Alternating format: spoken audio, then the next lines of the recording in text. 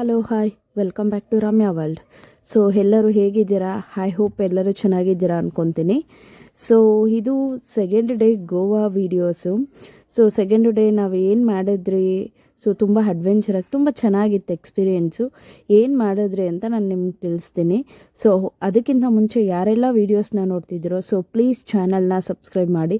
So subscribe ಮಾಡೋದ್ರಿಂದ ಹೊಸ videos ಮಾಡೋದಕ್ಕೆ ಮೋಟಿವೇಶನ್ ಸಿಗುತ್ತೆ. ಸೊ ಬನ್ನಿ ಹಾಗಾದರೆ ಏನೆಲ್ಲ ಮಾಡಿದ್ರಿ ಅಂತ ನೋಡೋಣ.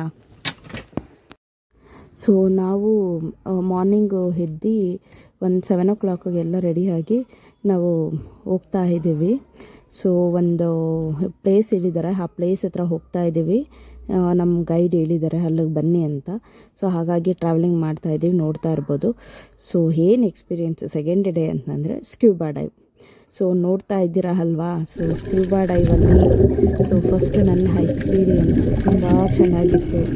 ಸೊ ಮೇಲಿರೋ ಪ್ರಪಂಚನೇ ಬೇರೆ, ಆದರೆ ಒಳಗಡೆ ಸಮುದ್ರದಲ್ಲಿ ಹಿಂಗೆ ಹೋದಾಗ ಆಗ ಪ್ರಪಂಚ ಇದೆಯಲ್ಲ ಅದು ತುಂಬ ಅಮೇಝಿಂಗ್, ತುಂಬ ಚೆನ್ನಾಗಿತ್ತು ಎಕ್ಸ್ಪೀರಿಯೆನ್ಸು. ಲೈಫಲ್ಲಿ ಫಸ್ಟ್ ಟೈಮ್ ಈ ಎಕ್ಸ್ಪೀರಿಯೆನ್ಸ್ ಮಾಡಿದ್ದು.